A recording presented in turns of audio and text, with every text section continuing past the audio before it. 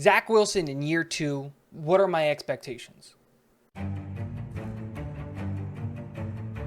No huddle, Wilson end zone, caught, touchdown, Elijah Moore.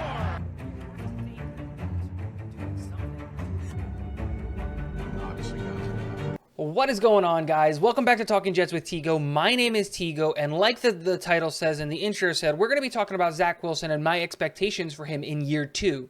But before we get there, I wanted to say a quick thank you to everybody who stopped by and subscribed and did all of those crazy things that happened yesterday. I honestly don't know what happened, but my Denzel Mims is off the charts video blew up, has over 2,700 views at the time of recording this video, over 175 likes at the time of recording this video, and I went from having like 40 subscribers to 160. It's insane. I really appreciate it. Like, truthfully and honestly, I can't begin to put into words what I was seeing from like just everything. I appreciate it incredibly. But let's stop doing all that stuff. Let's talk about Zach Wilson going into year 2. So we got to talk about the fact that this team now has no excuses for anything when it comes to being bad or any of those things. We've addressed every aspect of our team in a major way. And we've added weapons, and we've done everything in our power, like as a Jets organization and a front office, to give Zach the ball as many times as possible and to make sure that he's as comfortable as possible.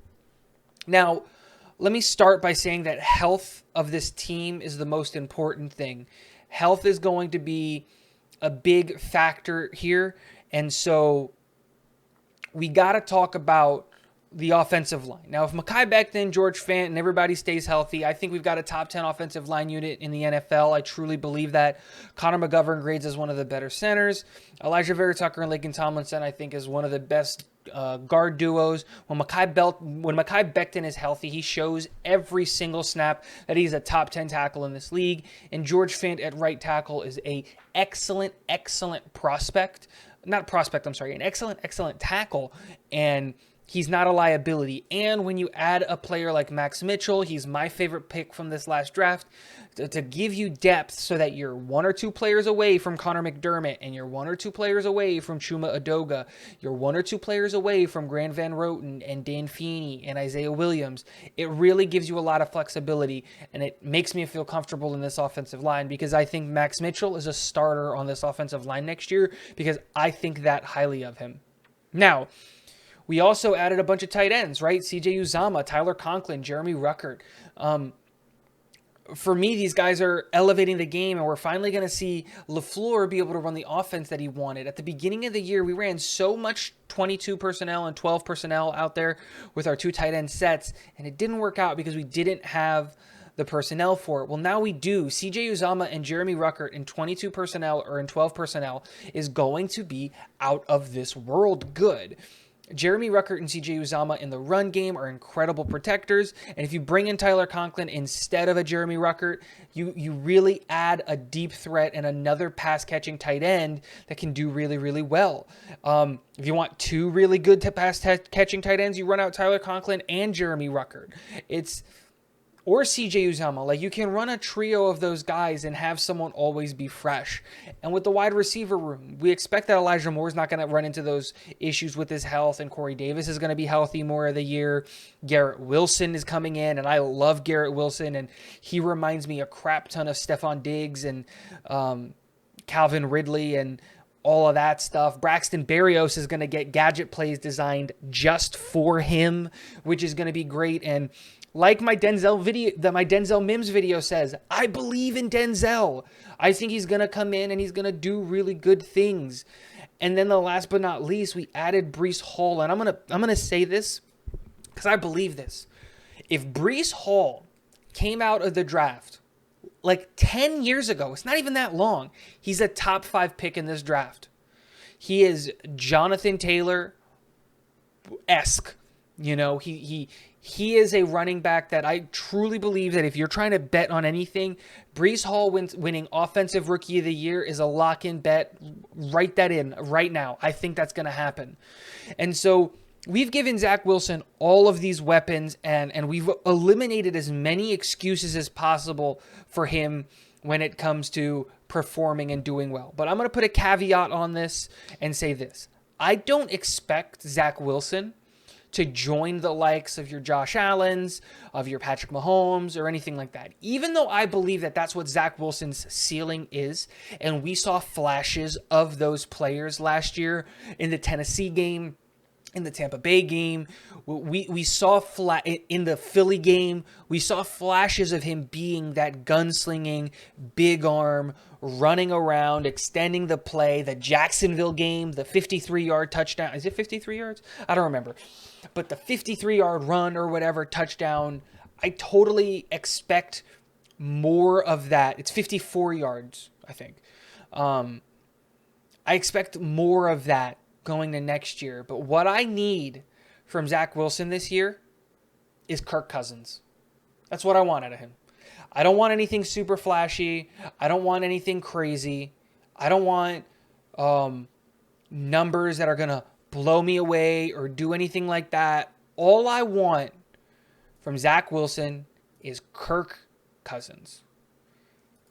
Give me above a 65% completion percentage. That's it. Throw for 3,500 yards. That's it. Give me an average yards per attempt of somewhere in the 8 to 9 range. I want to see like a 2.5 to 1 ratio of touchdowns to interceptions. A good year for me, something that I would love to see, would be 25 touchdowns, 9 interceptions. I think that's a good jump. So this is what I'm kind of expecting out of Zach. I don't want Zach to come in and think I've got to be good, I've got to do all these things on my own, and I've got to carry the franchise. Remember what Robert Saleh said to Zach on his call. You're not here to lift us up, we're here to lift you up. And I need him to really buy into that and believe that.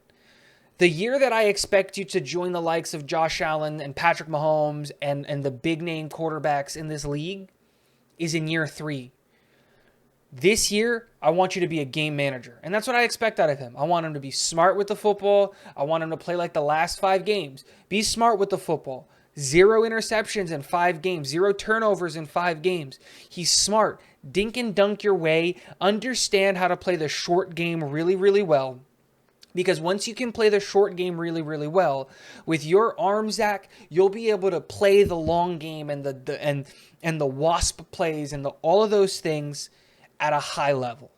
So that is my expectation for Zach going into next year. Like I said, I would love to see about 3,500 yards, a completion percentage of above 65%, 25 to 9 touchdown to interception ratio, and that's it. A passer rating, I'd like a passer rating of about somewhere in the hundreds, 101. Let's say 101 passer rating. That's what I would like to see. But that's really it. Let me know what you guys expect out of Zach Wilson coming into this year. There's a lot of things to like about it. There's a lot of things that we're doing. We've really given him a lot of opportunities here and a lot of playmakers around here. But like I said, I don't need Zach Wilson to step up his game and be Josh Allen and throw for 1,000,000 yards and throw for 1,000,000 touchdowns. I need Zach Wilson in year 2 to beat Kirk Cousins. Zach, beat Kirk Cousins, and trust me, this fan base will embrace you and love you forever and ever and ever. If you haven't already hit the like button, thanks for hitting the subscribe button. Let me know in the comment section below what you think about Zach and what you want to see from me in the future. And last but not least, go Jets.